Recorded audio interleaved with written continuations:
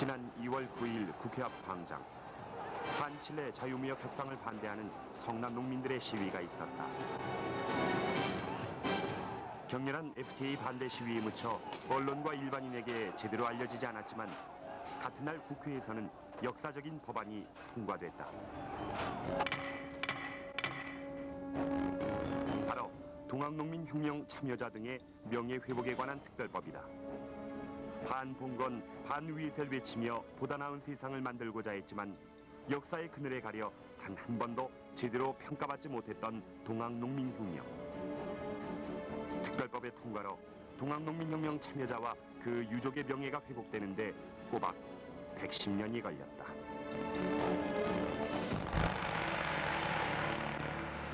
우리 근대사에서 민중의 의식을 일깨워준 동학농민혁명군.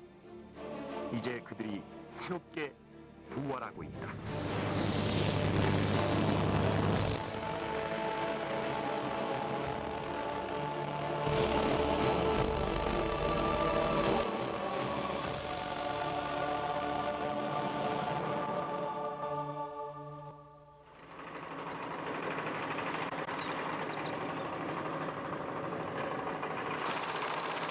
차도 들어갈 수 없는 비탈진 산길을 따라 마을 사람들은 바삐 움직인다. 110년 전 동학농민혁명에 참여했던 최홍훈 씨의 무덤. 원래 이 무덤은 시체가 없는 무덤, 즉 가묘다. 특별법이 제정된 뒤 후손들은 윤달 2월 초하루 손 없는 날을 택해서 소문으로만 전해 들었던 동학군 할아버지의 무덤을 새롭게 이장하기로 결심했다. 실제도 돌아가시 실제 못 잡잖아요. 그래 이제 이 동네 두 분이 또 같이 갔을 때 그분들은 돌아오시고 우리 할아버지만 못 돌아오셨어. 그랬는데 그래 이제 그럼 뭐 어떻게 했나 이제 나간 날짜 이름 써가지고 묻었다 이런 계속 이제 우리가 그래 알고 있지. 명심 그것도 똑같은 겁니까? 여기 지금 110년 동안 이어온 채시문 중의 아픈 가족사. 전설처럼 내려온 동학군 할아버지의 무덤이 어떤 형태로 묻혀 있을지 후손들은 물론이고 현장을 찾은 모든 사람들의 관심이 모아졌다. 바로 여기 저기 맞네. 채 1m도 안 되는 무덤 속 실체가 서서히 모습을 드러내기 시작한다. 시신이 있어야 할 자리에 놓인 이상한 물체. 실처럼 단단해 보이는 물체 4개가 일렬로 묻혀 있다. 끝난 고무줄 붙였던 거네. 그 육안 관찰로 본다면 소나무의 한 줄기를 놨던 것 같습니다. 그래서 아마 이것이 논 모습이나 형태로 본다면 이 광의 가장 중앙부에 가장 바닥 부분에 놓은 거 보면 시신의 매장 형태와 똑같은 방법으로 했기 때문에 실제 무덤에 써야 될 시신을 찾지 못한 그걸 대용으로 해서 아마 이것을 아마 후손이 생각하고 넣었던 것 같습니다. 그래가 아까 만들어. 산더미 같은 시체 속에서 할아버지를 찾을 수 없었던 후손들은 소나무 가지를 묻어 그 슬픔을 달랬던 것이다. 지금 저 밑에 뭐 접시나 뭐 동기를 하는 거 아니잖아. 비록 나무 조각이지만 후손들은 소중한 가족을 110년 만에 만나고 있는 것이다. 억울한 사연을 안고 110년을 건너온 소나무 가지는 이미 모두 사가버린 상태였고 단단한 옹이 부분만 존재하고 있었다. 우리 무슨 셈이 또 일본 또 사네. 근처에다가 하니까.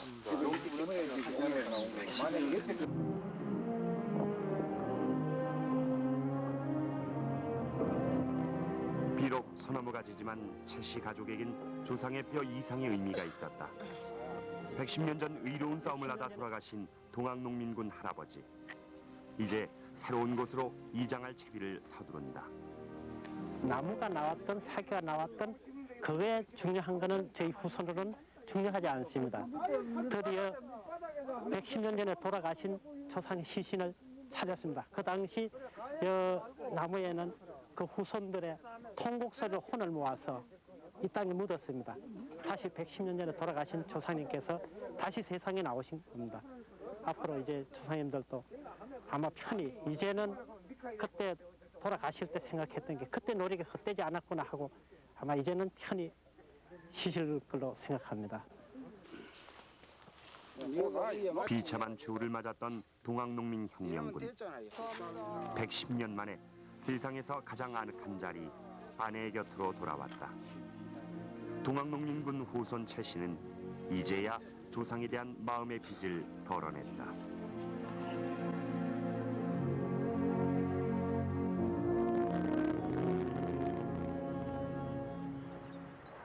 춘천, 원주, 강릉의 길목에 위치한 강원도 홍천. 가보년 당시 대규모 전투가 벌어졌던 이곳에서는 그 처절했던 전투를 기억하는 사람들을 어디서나 쉽게 만날 수 있다. 여기 동학군들이 여기 와서 종기를 맞았거든. 여기서 이 약돌에서 800만 부대가 와가지고 외놈들하고 싸우다가 외놈들한테 다 죽었어. 여기서. 저기 아니고 그래. 자작고. 또 답을 해서 여기 왜? 자작고개라고 있어 여기. 여기 동학혁명군 답을 여덟 개 해세웠거든. 800명이 죽었어. 그런 거. 그렇지 여기서도 가고 저기서도. 가보년 당시 이곳 서성면에서는 치열한 전투가 있었다. 수백의 동학농민군이 죽어간 이곳에 영혼을 달래기 위해 마을 사람들은 위령탑을 건립했다. 죽이고 그냥 칼로 찌르고 이랬으니까 숨이 떨어진 사람도 있고 그냥 죽은 사람도 이랬거든요. 그러니까 여기다서 갖다 묻어놓고선 멍석을 깔았다고 그런 얘기를 하더라고요. 그러니까 미처 흙으로 덮을 수는 없고 멍석을 주고 갔다 갔는데 멍석이 들썩들썩 하더라 이런 얘기. 숨이 안 떨어졌으니까. 그래서 여기 그 일명 800의촌이라고 하고 피가 흘러서 지르니까 자전거가 이제 이렇게 해서 그래서 우리만 아는 게 아니고 서석 사람은 자전거만 어디든지 다 알고 있어요. 사망자 800명. 110년 전 작은 면 단위에서는 상상도 할 수 없는 엄청난 숫자였다. 대규모 전투가 있던 음력 10월 23일 동학농민군과 함께 분연히 일어섰던 마을 사람들은 한날 한시에 죽음을 맞이한다.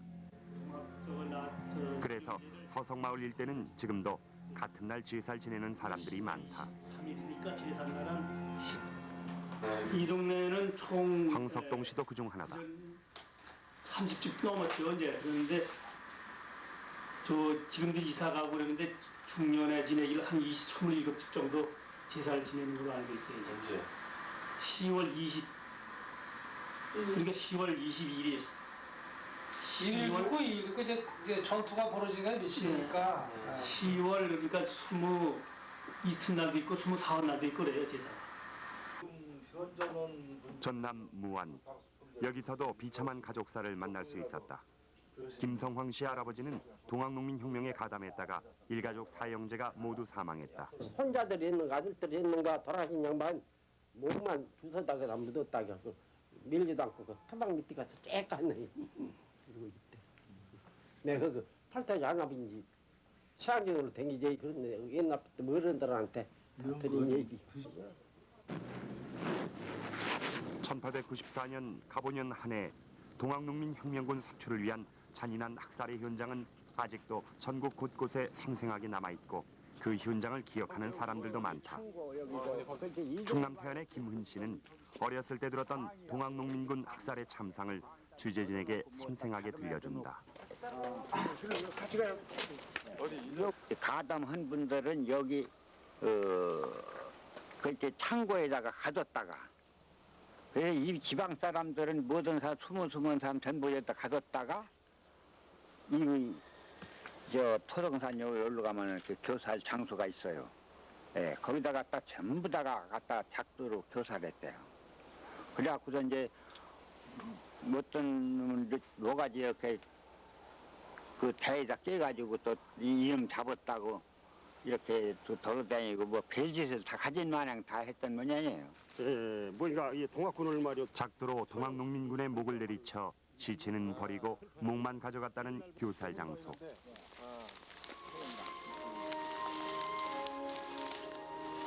지금은 산목이 우거진 울창한 숲이지만 110년 전 이곳은 아비규환의 살괴 현장이었다. 유구가 옛날에 큰 사람들이 굉장히 많이 모였었네요. 네, 유구가 많았죠. 동학농민혁명군에 대한 더욱 충격적인 학살 현장은 서남 해안 곳곳에서 만날 수 있다. 이곳은 살아있는 농민군에게 짚을 씌운 뒤 화형에 처했다는 곳이다. 화형을 시켰다는 예, 거죠? 예. 화형이 뒤에다가 이렇게 말뚝을 박아가지고 거기다가 뒤에다가 하지기를 이렇게 매서 거기다가 묶어가지고 못 움직이게 묶어가지고 머리에다가 유지개 집으로 만든 그거 보고 옛날에 유지개라고 했어. 유지개라고 했는데 거기다가 매놓고 사람 못 움직이게 하고 거기다 불을 질러서 죽이는 것 보고 화형이라고 이제 그렇게 들었다고. 그 옛날 할아버지들 또래한테 지금 살아계신 생전에 계신다가 뭐 100, 한 20, 30. 네. 내 나이가 65이니까 그 정도 됐어요. 직접 관련이 있는 것들이었으니까. 대부분이 농민으로 구성된 동학농민혁명군. 그들과 가장 밀접했던 볏짚은 그들을 잔인하게 죽이는 도구로 사용됐다. 어디서도 그 기록을 찾아볼 수 없는 화형식. 최근 이 박물관에서는 전국의 증언을 채록한 뒤 당시 상황을 재현해 이해를 돕고 있다. 앉은 채로 머리에 주저리를 씌워 볕단으로 태우는 일. 차마 사람이 했다고는 믿기지 않는 잔혹한 방법이었다. 동학농민군은 화형으로 그렇게 죽어갔다. 그전에는 논에 이제 지금은 많이 사라졌지만 집가리가 이렇게 쭉 늘어서 있고 그렇지 않습니까? 근데 그 속에다 그냥 넣고서 그냥 불을 질러버리면은 그 집이 굉장히 화염이 온도가 높거든요. 그냥 말하자면 산채 태워 죽이는 거나 마찬가지죠. 그리고 이제 끓어갈 때는 또 그 지프로 주저리 모양을 이렇게 씌워가지고 이렇게 만들어서 씌워서 그렇게 끌고 가고. 갖가지 방법으로 잔혹하게 숨져갔던 동학농민군. 110년 전 이 땅 곳곳에서 자행됐던 그때의 진실은 기록과 증언을 통해 낱낱이 밝혀지고 있다. 최근 진도에서 발견된 어느 이름 없는 동학농민군의 사연은 안타까움을 더한다. 진도 출신이란 기록만 있을 뿐 이름도 그 후손도 전혀 기록돼 있지 않은 동학농민군의 유골. 그동안 이 유골은 북해도 대학 수장고에서 연구 자료로 사용됐다. 진도에서 채집한 일본인에 의해 불법 채취돼 90년 동안 일본에 머물렀던 유골. 여러 각도에서 촬영된 유골의 한쪽엔 한국 동학당 수괴라는 선명한 기록이 보여진다. 1906년 진도에서 이 유골을 불법 채취한 사또 마사지로는 당시 상황을 길거리에 버려진 동학군 참여자 수백 명의 유골 중 하나라고 메모하고 있다.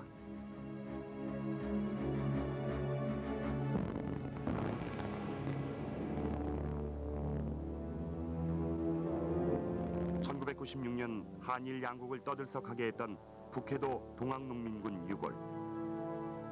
90년 동안 이역만리를 떠돌던 무명의 동학농민군은 유해 봉환식을 통해 비로소 그토록 그리워하던 고국 땅에서 잠들 수 있었다. 무참하게 죽은 것도 억울한데 또 일본 사람들에 의해서 그 유골이 파헤쳐져 가지고 연구 대상으로 북해도까지 끌려갔단 말이에요. 그래서 우리로서는 현지에 기록이 없으니까 그 사람들의 메모에 분명히 진도에서 수집했고 진도 사람인 것이 밝혀졌음에도 우리는 그 후손을 찾을 길도 없고 또 선조도 지금 못 찾고 있습니다. 그런 안타까움이 있어요.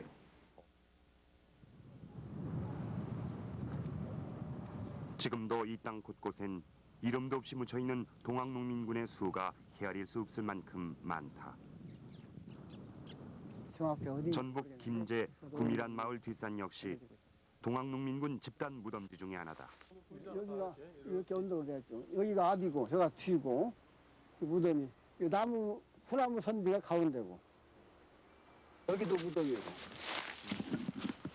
조금만 자세히 살펴보면 육안으로 수십 개의 무덤을 확인할 수 있다. 동남향이라서 어떻게 보면 길지라고 이게 명당이고 길진데 아무도 여기다 뼈를 쓴 사람이 없어. 왜 그러냐면 이 삼주가 있고 그러지만은 동학 때 얘가 사람 시체가 많이 묻힌 곳이라 그걸 알기 때문에 이것만 사람에다 뼈 하나 쓴 사람이 없어요. 이 빗겨서 저쪽으로 쓰지만은 여기 지금 고총이 많이 있는 애들은 전혀 뼈를 안 써. 그대로 있잖아요. 새로운 세상. 동학농민군이 그토록 사무치게 염원했던 새 세상의 꿈은 무참히 깨어지고 그 억울한 영혼들은 아직도 가족과 고향을 그리며 구천을 떠돌고 있다.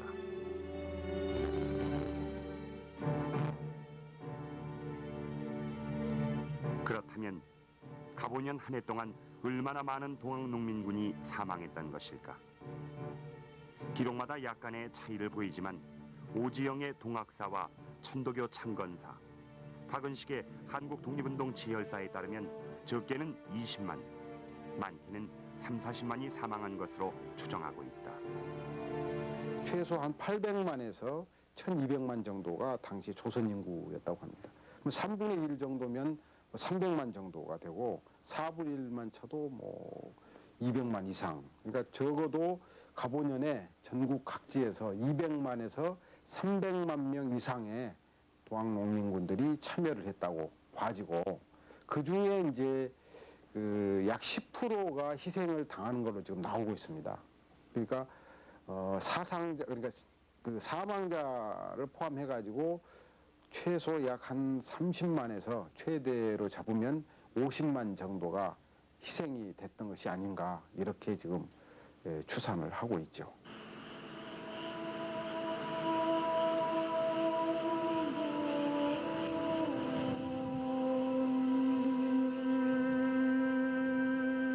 전국 각지에서 들풀처럼 일어나 엄청난 희생을 당했던 동학농민혁명군. 가보년 그들은 왜 그토록 목숨을 걸고 저항했던 것일까? 110년 전 이 땅에선 무슨 일이 있었길래 그런 엄청난 비극이 발생했던 것일까?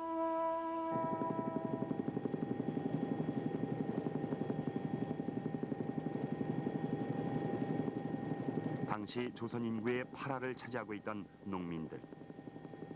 호남평야는 그 넉넉함 때문에 오히려 더욱 극심한 수탈의 대상이 됐다. 호남평야의 중심에 자리한 정읍 고부면. 이곳이 바로 동학농민혁명의 태동지로 조선 왕조를 뿌리채 흔든 변혁의 기운이 잠복해 있던 곳이다. 농민 봉기에 불씨를 당긴 만석복.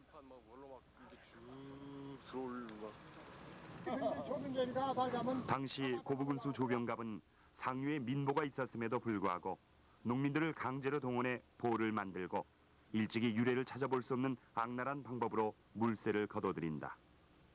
마침내 이곳 농민들은 더 이상 견딜 수 없는 지경에 이르게 된 것이다. 조병갑이가 여기다가 만석도를 만들어 놓고 말하자면은 물세를 지나치게 많이 받아가봤다는 얘기요. 그러니까 농민들이 살 수가 없지 농사 지어갖고.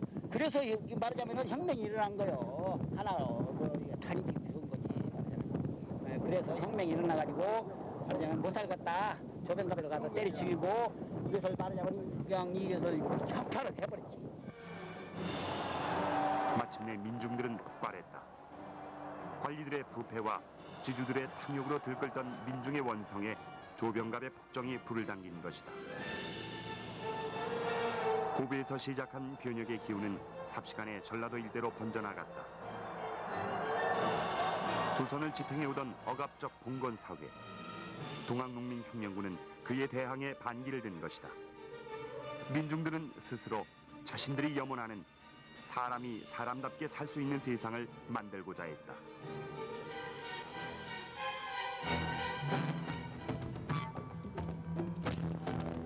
(1894년 3월 20일) 무장에서 1차 기병을 한 동학농민군은 마침내 2달 만에 전주성에 무혈 입성하게 된다.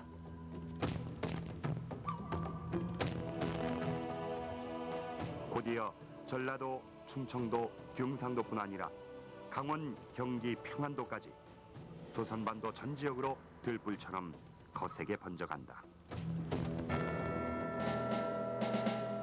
조선왕조의 발상지인 전주성에 입성한 뒤 동학농민군은 나름대로 자치기구인 집강소를 설치한다. 이 집강소에서는 노비문서를 없애고 청춘 과부의 재혼을 허락하는 등 폐정 개혁안 12개조를 실시해 비록 짧은 기간이지만 당시로선 획기적인 민중이 주인이 되는 혁명을 이루어낸다. 농민혁명의 역사적 위상, 위치를 얘기하라고 한다면 동아시아를 뒤흔든 대사건이다. 우선 이렇게 말을 할 수가 있죠. 그러니까 우리나라 또는 중국, 일본의 과거와 현재, 미래를 좌우하는 사건이라고 이렇게 봐질 수가 있는 겁니다. 우선 그 사건 속에서 가장 문제가 됐던 나라가 일본이죠.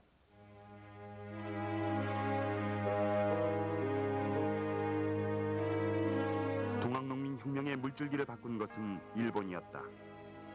척외양 창의. 일본의 개입으로 동학농민 혁명의 성격은 반봉건을 내세우던 종전과는 달리 새로운 전기를 맞게 된다. 1894년 7월 23일 새벽 4시 일본이 불법으로 조선의 왕궁을 무력 점령한다. 이른바 경복궁 사건. 지금까지의 기록엔 단순히 일본군의 실수였다고 알려진 이 사건은 동학농민 혁명과 어떤 관련이 있는 것일까? 경복궁 사건이 일어난 7월 23일 이후 전국의 봉기 상황은 급속도로 증가한다. 이 통계로 봐서 분명 동학농민 혁명과 경복궁 사건은 밀접한 관계가 있음이 틀림없다는 주장이다. 9월 21일, 양력으로는 7월 23일에 경복궁 그 불법 점령 사건을 일으키죠.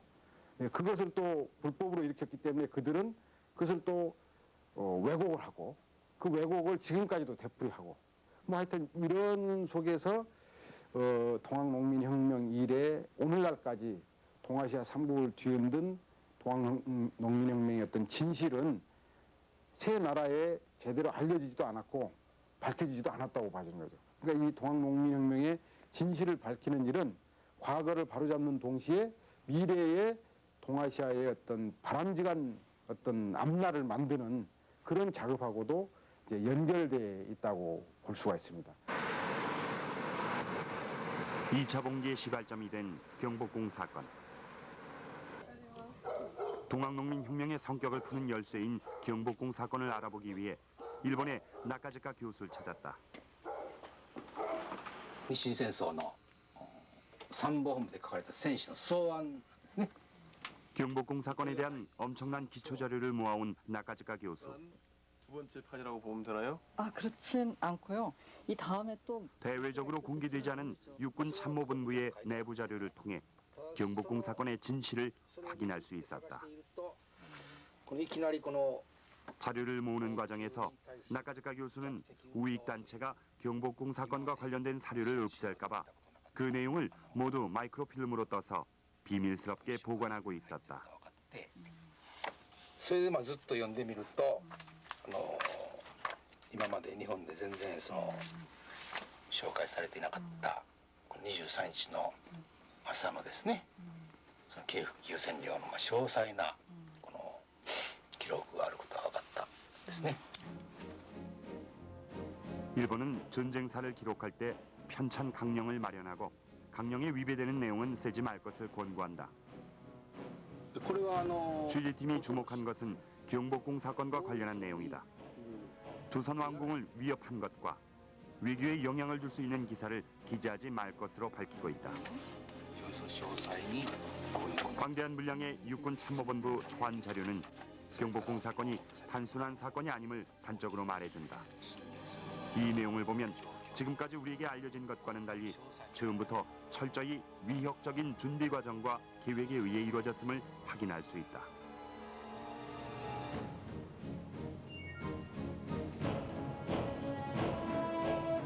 여순이 우발적이었다고 기록된 이 사건은 사건이 있기 사흘 전부터 철저한 기획과 작전이 있었다. 15분 동안의 미미한 접전이라고 알려진 것과는 달리 새벽 4시부터 거의 하루 종일 전투를 벌인다. 철저한 역사 왜곡이 있었음을 이 초안 자료는 말해주고 있다. 한 용기 있는 일본 학자를 통해서 동학농민혁명의 2차 봉기가 왜 시작됐는지 우린 알 수 있었다. 경복궁 사건은 동학농민혁명이 전국적으로 확산되고 참여자가 급속도로 많아지는 결정적인 계기가 됐다.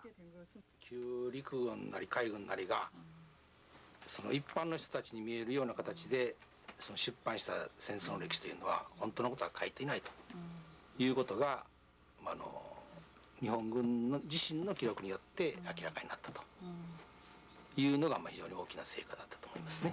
はい 당시의 국제 정세를 들여다보면 제국주의의 팽창으로 열강들은 앞다퉈 조선의 주도권을 쥐려고 했다. 가장 발빠르게 움직인 것은 일본이다. 청일전쟁 당시 종군한 프랑스의 언론인 조르주 비고는 당시 상황을 눈먼 조선으로 풍자하고 있다. 열강의 각축장이 돼버린 조선. 불법으로 왕궁을 점령한 일본군은 바로 이틀 후 인천 풍도 앞바다에서 해전을 벌인다. 이것이 청일전쟁의 서곡이다. 일본의 승리로 동아시아의 패권이 완벽하게 일본으로 넘어갈 무렵 가장 큰 걸림돌은 동학농민혁명군이었다. 日清戦争の時期にあれだけの抵抗を東学の方々がやったということが日露戦争の時にも10年後ですから、ここを完全に軍事的に制圧しておかないと安心して、中国東北地域当時の満州で、ロシアと戦うことはできないという意識は非常に強く最初から軍の作戦計画にありますから、ですから一番最初に軍事行動に出たのも韓国の朝鮮半島に大軍を送ってそれを制圧しておいた上でそれからロシアとの宣戦布告をやって開戦をするとこういう関係になっていると私は思っています。 일본 열도 서남부에 자리한 히로시마. 이곳도 동학농민혁명과 깊은 관계가 있다. 아무도 접근할 수 없게 설계된 거대한 인공연못 한가운데에는 일본의 과거 대륙 침략의 역사를 알 수 있는 곳이 있다. 이곳은 일본 제국주의가 동아시아 패권 다툼을 지휘했던 총본부였다. 일본 천황은 물론 육해군 최고 통수권자를 비롯 일본의 총지휘부가 동경에서 이곳으로 옮겨와 대륙의 진출을 위한 음모를 꾸몄던 바로 그 현장이다.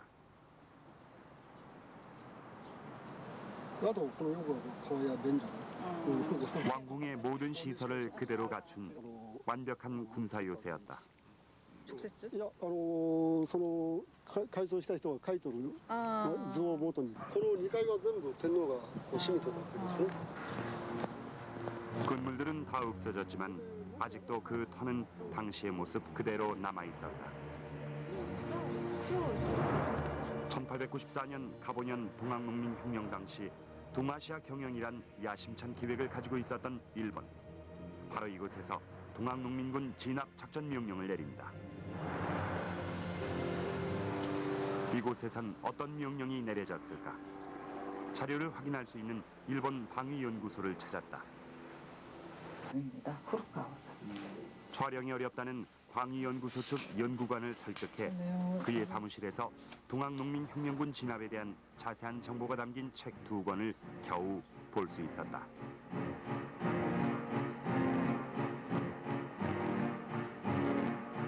(1894년) 당시 일본군의 작전 일지에는 동학당 정황보고, 동학당 봉기 진압 등 동학농민군에 관련된 내용이 자주 등장한다.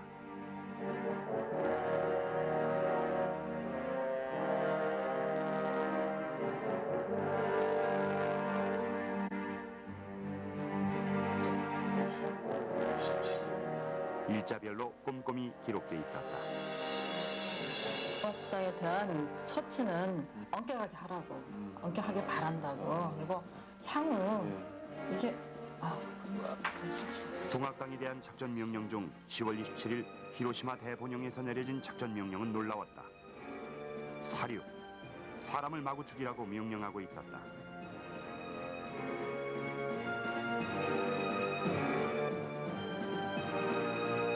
사륙을 위한 일본군의 작전은 치밀했다.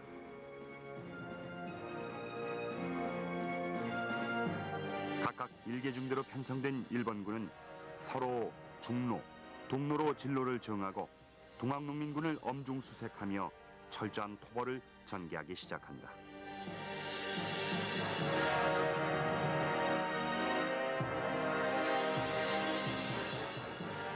일본군 토벌대의 궁극적인 목표는 동학농민군을 초토화시키며 전라도 서남부로 토끼 사냥하듯 몰아가는 것이었다.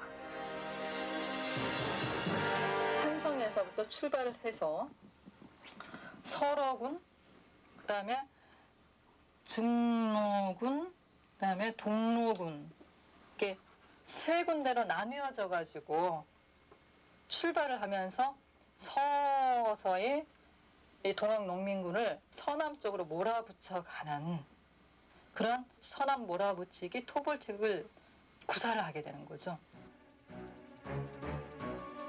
그렇다면 일본은 왜 서남 해안으로 몰아가는 작전을 택했던 것일까? 여기서 주목할 점은 광주, 장호원, 충주, 대구로 이어지는 동로의 역할이다.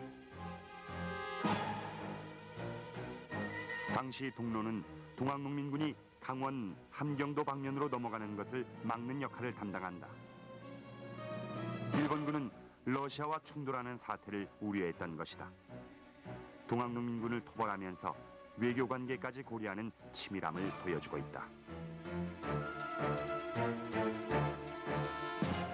후유병의 그 동로 부대는 동학군들이 충청도와 전라도 지역에서 경상도나 강원도를 통해 가지고 함경도 쪽으로 북상을 해서 함경도에서 일본군이 동학군을 진압할 때 자칫하면 러시아 쪽에서 개입할 우려가 있다고 하는 그런 생각 때문에 동로군은 충청도와 전라도의 동학군이 경상도나 강원도 쪽으로 넘어가는 것을 막는 그러한 역할을 했습니다. 당시 동학농민군 토벌대는 러시아 방면으로 넘어가는 것을 막는 것과 동시에 철저한 해상 봉쇄 작전을 구사했다. 여수 바다의 경우에도 초파호가 떠서 여수 자수형 공격하던 농민군들 진압에 그 사람들이 앞장서 나왔고요. 결국 서남 해안은 추격하는 일본군과 궁지로 몰린 동학농민군의 처절한 싸움터가 됐다. 일본의 어민들까지 동원해서 일본군이 동학농민군의 진압에 적극적으로 나서게 됩니다. 그게 시기적으로는 1894년 약 12월경부터 1월까지 이루어지는데 당시에 전남 동부 지역의 농민군 그 전멸에 가장 결정적인 계기가 됐던 것이 바로 일본군의 그 개입이라고 볼 수 있습니다. 실제로 전남 해안은 해상 봉쇄 작전으로 엄청난 피해를 입었고 지금도 피해 상황을 곳곳에서 확인할 수 있다.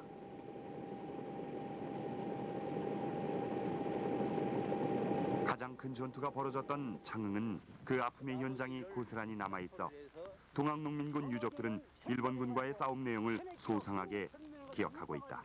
섬으로 도망가시려다가 거기서 잡혀가지고 음력으로 이 서달 20이튿날 형제분이 돌아가셨죠. 형제분 제사가 똑같아요. 조모님이 자세한 이야기를 해줬기 때문에 제가 잘 알고 있습니다. 그래가지고 자월제에서 수백 명을 묶어놓고 성당으로 위기를 씌워가지고 폐합을 해가지고 시신을 분간 못할 정도로 이렇게 하고 시신을 못 찾고 사흘 동안을 그 송냐 수백 분을 이들이 두들기면서 이제 개끼실 이렇게 태압으로 놓으니까 시체를 구별을 못하고 포기하고 이래서 조부님을 감효로 묘소를 떠갖고 지금 현재 이루고 있습니다. 장흥의 석대들판은 어느 지역보다 더욱 치열한 최후 전적지로 이 일대는 일본군에 의해 무자비한 사륙이 자행됐었다.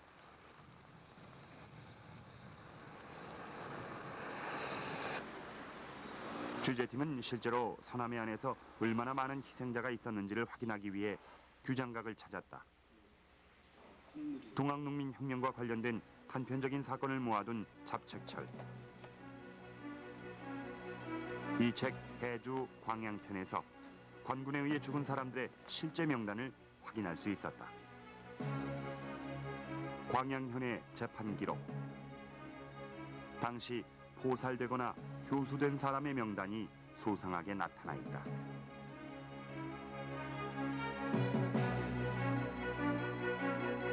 또 이름을 알 수 없는 순천 사람과 진주 사람 등 비교적 세세하게 당시 상황을 기록하고 있다. 광양 3개역의 재판 기록엔 27명의 실명이 고스란히 남아 있었다. 시골의 한 작은 마을에서 27명이 동시에 포살된 사건이었다.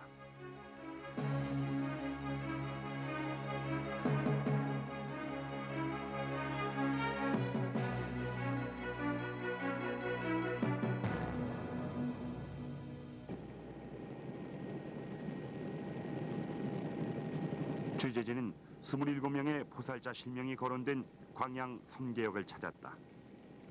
하동과 구례의 경기 지역으로 일본군과 치열한 전투가 벌어졌던 섬진강. 동학농민군 3천여 명이 죽음을 맞았다는 이곳 섬진강 인근이 바로 우리가 찾는 섬계 마을이다.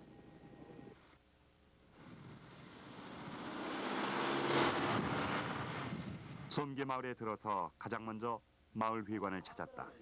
빠지는 거죠. 그렇다 그랬대요. 이곳에 들어선 취재진에게 마을 사람들은 규장각에서 봤던 것과 똑같은 자료를 내놓았다. 그게 어디서 나는 거라고? 예전에 1월 5일이거든요. 오른쪽에 27명이 기록에 27명이 동시에 포살된 곳이 이 마을이었음에 틀림이 없었다. 포살. 이분들이 전부 지금 거기에 해당돼요. 이 선거역에서 다 포살만 참수했다는. 이거 저 초등학교가 지금 한 80 됐습니다. 80년. 그런데 그때는 이제 선거 공립고등학교입니다. 그것을 표를 따졌는데 우리 집 어른도 그가 일을 하셨대요. 띠가 한정없이 나오더랍니다. 그래서 한쪽으로 이제 묻고 그랬다고 그런 얘기 좀 많이 들었습니다. 근데 지금 그 후손들은 현재는 아무도 기록엔 분명히 이름까지 나와 있지만 지금 그 후손은 찾을 수가 없다. 이 후손들이 설령 계셨냐 손치더라도 그 당시에 그 역적으로 몰릴 거니 그렇죠. 빠르니까 자기 집에서 시시하고 한 2, 3대 내려오니까 전혀 말을 안 해버리니까 모를 가능성이 대단한 거죠. 그래 안 그렇습니까? 저는 그렇게 생각합니다. 그러니까 전혀 그들은 이 마을 사람이 아니었다. 곳곳에서 몰려든 동학농민군이면 틀림이 없다.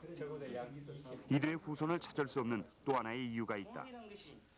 지금 그 어찌 말하면 그 정부의 그 반역 비슷 그 강군으로 봐서는 반역 비슷했어요. 그러니까 지난번에 우리 5.18 같이 그 이제 자기 가정에 그 부모들이 자식들한테 그 이런 일이 있으면 나중에 뭐 역적으로 몰린다 어쩐다 해가지고 감춰버리지 않나 그런 생각도 해봅니다. 이사를 가고 있다. 그런 말은 아니 전혀 사연을 알 수 없는 광양 3개역 명부 속 인물들. 그들의 흔적을 쉽게 찾을 수 없는 것은 지난 110년 동안 왜곡돼 온 동학농민혁명에 대한 질곡의 순환사 때문이었다. 김갑이라는 사람은 조선의 정사인 조선왕조실록에서는 동학농민혁명군을 비도, 비류, 동도로 기록하고 있다. 즉 동학농민군을 조선왕조에 대항하는 역적으로만 규정하고 있는 것이다. 가보년 이후에 펴낸 역사서에서도 동학농민군에 대한 평가는 호남의 비류와 동학 땅 소란 수준을 넘지 못했다.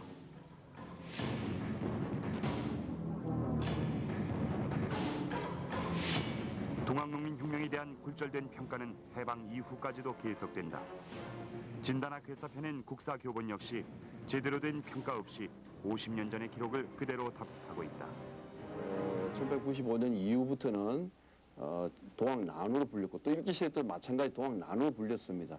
그러다가 박정권이 들어서고 나서는 자신의 정권을 정당화하기 위해서 5.16하고 동학을 같이 그 혁명으로 이제 그 묶어버리면서 동학 혁명이 됐던 것이고, 그러다 이것이 이제 그 전두환 정권이 들어서고 나서는 모든 어떤 힘을 다 박자시키기 위해서 운동을 바꾸어 불렀던 겁니다.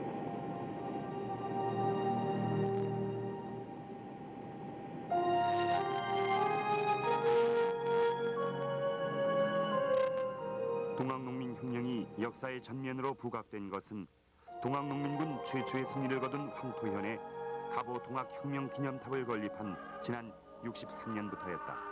10월 3일 전라북도 정읍군 황토현에서는 갑오 동학혁명 기념탑 제막식이 있었습니다.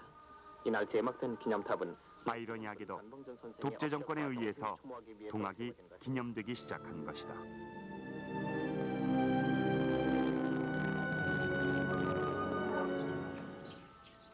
박정희 정권에 이어 전두환 정권 역시 각종 기념탑과 조형물을 설치하는 등 크게 부각시켰다. 하지만 동학에 대한 진정한 평가와 동학농민혁명군에 대한 명예회복과는 거리가 멀었다. 맨손으로 일본 군사력에 저항했던 동학농민혁명군. 이들의 항일 의지나 희생을 평가하는 역사 인식 없이 정권의 정당성만을 위해 이용했을 뿐이었다. 이런 과정 속에서 동학농민혁명은 더욱 심하게 굴절돼 왔다. 할머니한테 뭐 들었다든지 이런 얘기들이 많이 전해지거든요. 그러니까 세월이 한참 지나서 나는 우리 할머니가 이불 속에서 나한테 그런 얘기를 해줬다, 뭐 이런 얘기들이 들리는 걸 보면은 얼마나 철저하게 비밀을 지키고 그건 자기가 살기 위한 하나의 방법이었죠. 우리가 6.25 근방 때 뭐 뺄갱이 가족들이 함부로 말을 못한 수준이 아닙니다.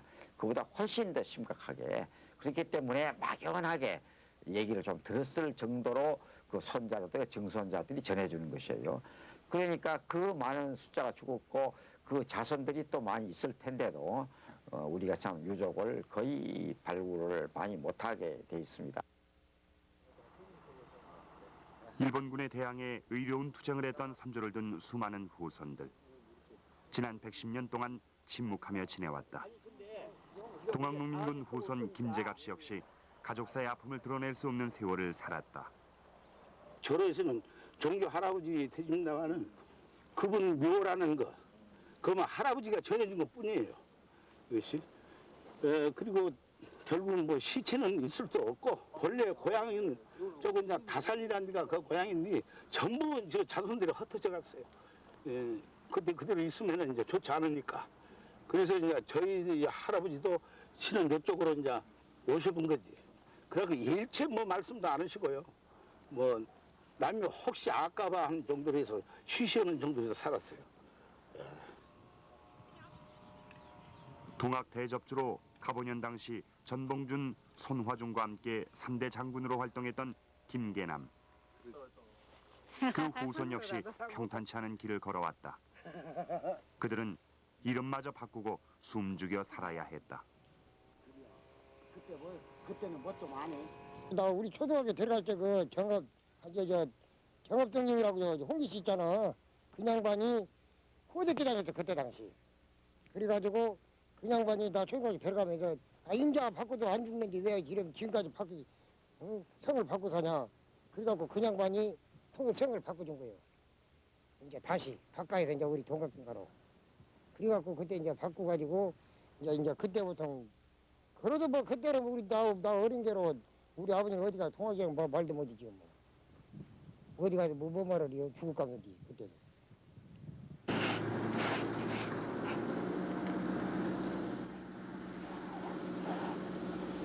지목동이 어디냐고 모르는 사람만 해. 버스도 다니지 않는 두메산골 임실 운암면 선거마을. 운암면. 이곳에서 또 다른 동학농민군 후손을 만날 수 있었다.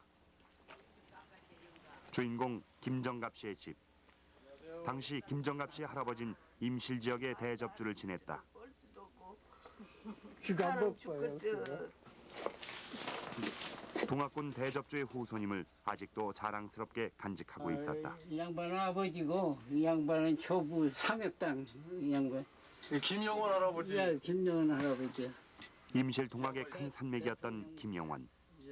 항일운동에 앞장섰던 할아버지의 뜻을 되새기며 소중하게 간직해온 유품을 취재진에게 소개했다. 동학혁명에 가담해 임실 대접주로 활동하기 전 김영원은 학문 깊은 선비였다고 한다. 혁명의 와중에 겨우 목숨을 건진 그는 세상을 등지고 살다가 1919년 3.1운동이 일어나자 만세운동에 적극 가담하게 된다. 동학의 정신이 항일로 이어진 것이다. 일제의에 투옥된 뒤 고문을 못 이겨 그해 8월 67세의 나이로 옥중 사망했다고 한다. 비록 가난하게 살고 있지만 동학농민혁명의 정신만은 오롯하게 지켜온 김정갑 씨. 그는 산조들을 자랑스럽게 생각한다. 우리가 키가 쬐가로 잠자고 이제 바보들어도 경기에 들이대고서 바보들어 댕기죠. 그 환경을 생각하면 기가 막힌데 그 양반들이 당신 일진을 소화를 버리고 대화를 생각하기 때문에 그리 잘했는가 그런 생각에서 오늘날까지도 그 양반들이 오랜 길을 걸었다. 육신은 버렸지만 육신은 바쳤지만은 그 양반 영영은 앞으로도 받지 않을까 그런 생각으로 나도 각심을 하고 신앙을 하고 자식들한테도 그렇게 그 다른 사람들 그지도 안 하고 부자를 잘 산 사람들 자식들 어디 볼 것 우리 부라고서 한 선거리 전체적으로 볼 때도 잘 따르고 못 산 건 그때 얘기지만은 할아버지들은 허리를 휘놓고 죽으신 게 너도 그것을 명심해야 한다는 것을 자식들한테도 내가 다른 애들 너그 보고 헐 말은 없어.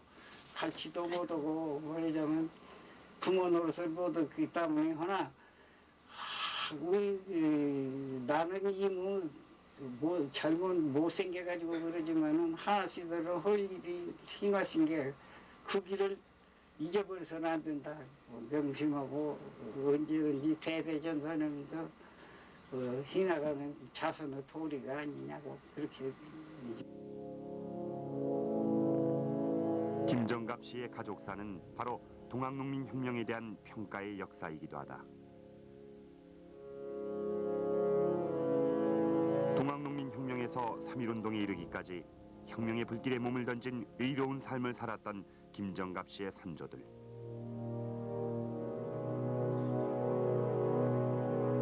최근 나란히 건립된 갑오 동학농민혁명과 3.1운동 기념비들. 그것들을 돌보는 것이 요즘 김정갑 씨 하루 일과다.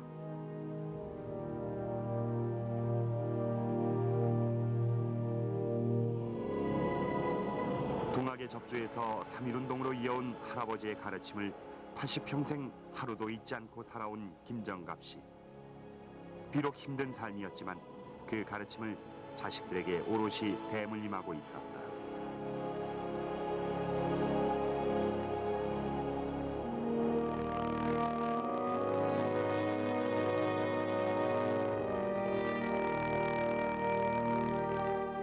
지난 2월 국회에서 통과된 동학농민혁명 참여자 등의 명예회복에 관한 특별법은 김정갑 씨의 한많은 세월을 위로받는 계기가 됐다.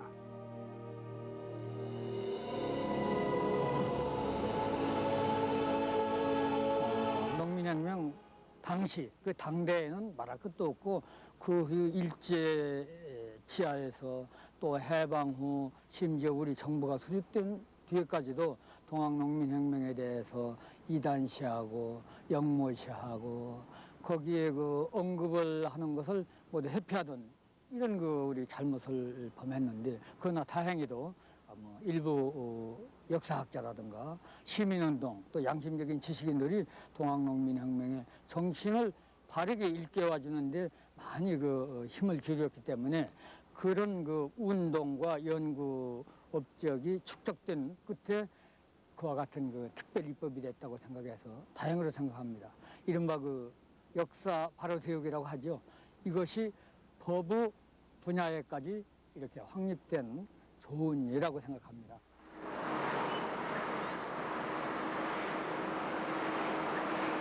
동학농민군 명예회복의 첫걸음인 특별법. 특별법의 통과를 가장 열렬하게 환영한 곳은 충남 태안이었다. 전국에서 가장 먼저 특별법 통과 환영의 플랜카드를 내건 주인공 바로 문영식 씨다. 9일날 국가에서 특별법으로 통과됐잖아요. 그래서 그 전날 우리 회장님 모시고 서울에 올라갔어요. 지켜보려고 국회에서. 근데 국회 앞에서 막 데모를 심하게 했잖아. 친일파 그런 거를. 그래서 우리가 국회는 못 들어갔는데 가기 전날 그 태안 밀수사 현수막 만드는 데다가 14개를 미리 맞춰놓고 갔어요. 그래서 서울에 가서 만약에 국회에서 통과하는 순간 전화를 한 통 하겠다. 그럼 빨리 제작해서 7개면에다 달아달라. 그렇게 해서 이제 통과가 돼서 전화를 했는데 그날 돌아와서 다 우리가 검사를 했죠. 몇 개를 달았나 다 달았더라고. 그래서 나중에 제가 전국적으로 다 연락을 해보니까 우리 태안이 이게 특별법이 통과됐다니 현수막이 제일 먼저 다뤄진 거야. 개수도 제일 많고요. 또 잘 사는 분들이 없어요. 태안 시내 구보부는 백화산에 세워진 추모탑. 이 탑은 문영식 씨에게 특별한 의미가 있다. 문영식 씨의 아버지는 동학농민혁명군 추모탑을 준비하다 과로로 쓰러져 결국 유명을 달리하게 된다. 그래서 이 탑 앞에만 서면 문영식 씨는 아버지 생각에 눈물이 난다. 해가지고서 무려 5년 동안 지역 주민의 순수한 모금을 통해 건립된 추모탑. 지난 78년 이 탑이 서기까지는 일생을 동학농민군 명예 찾기에 바친 아버지 문헌덕 씨의 희생이 있었다. 조상대대로 동학접조와 3.1 만세운동을 주도했고 그 역시 항일운동에 앞장선 애국지사였다. 동학농민군이 역사 앞에 제대로 평가되길 그토록 염원했던 아버지를 생각하면 문영식 씨는 가슴이 미어진다.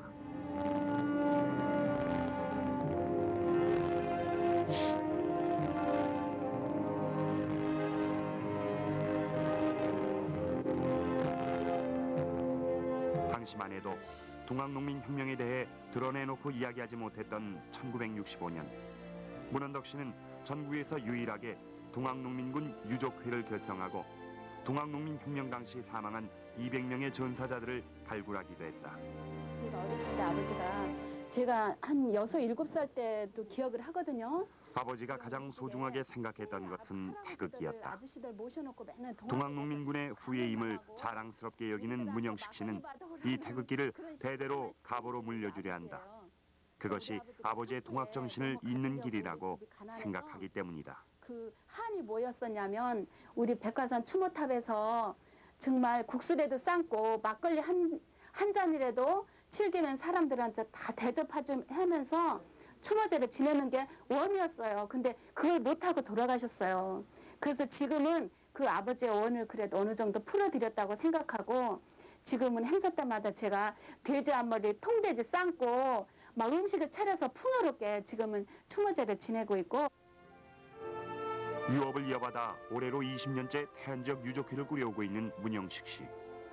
동학을 자신의 운명으로 받아들이고 동학농민혁명 행사 현장이라면 전국 어디라도 찾아 나선다. 우리 지금 후손들이 특별법의 통과로 유족회 활동도 활기를 띠기 시작했다. 뜻을 같이 한 사람들을 모아 의욕적으로 동학농민혁명 관련 사업을 추진 중이다. 가장 시급한 문제는 동학농민군 후손을 찾는 일이다. 우선 유족을 찾아야 돼요. 희생하신 분들은 많은데도 불구하고 우리가 찾을 길이 없는데 그게 제일 어려울 것 같아요. 신문에다 홍보라도 내서 빨리 우리가 유족 찾기 운동을 하는 방법도 있고. 예.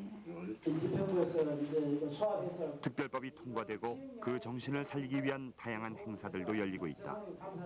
다음은 좀 말씀하시고 전국의 동학농민혁명단체와 유족들의 모임. 그들은 이제 발벗고 나서서 110년 전의 억울한 죽음을 이야기하기 시작한 것이다. 농민군 분들의 뜻을 가장 충실히 살릴 수 있는 시행령 어떻게 만들어야 할 것인가라고 하는 문제. 3.1운동, 4.19 이거, 5.18 광주민주화운동까지 이어지는 민주화 과정. 그 정점에 서 있는 것이 동학농민혁명이다. 우리 공적을 인정하여 마침내 110년 만에 110년 전 동학농민군의 뜻은 역사 속에서 새롭게 조명돼야 한다. 역사는 그들이 신분평등이라든지 반외세 운동이라는 것은 여전히 미래 사회를 열어가는 데도 영원한 역사적 가치를 지니고 있다고 생각합니다. 그래서 그분들의 개인적인 원혼을 달리는 문제가 아니라 우리가 그분들의 정신을 오늘날 본받아 가지고 미래의 밝은 민주사회를 열고 남북 통일을 이루는 그런 이념적 기초가 되어야 된다고 생각합니다.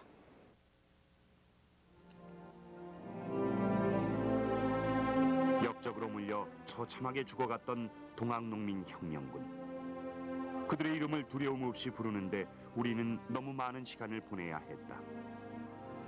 동학농민혁명의 자주 평등의 정신은 3.1운동, 4.19, 80년대 민주화운동, 그리고 앞으로 통일의 역사에까지도 이어나가야 할 소중한 우리의 가치다.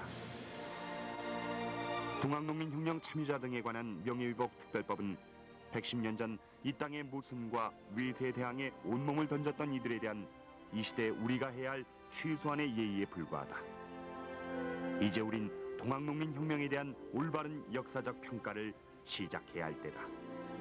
역사를 바로 세우는 일, 그것은 우리의 미래를 밝히는 작업이기 때문이다.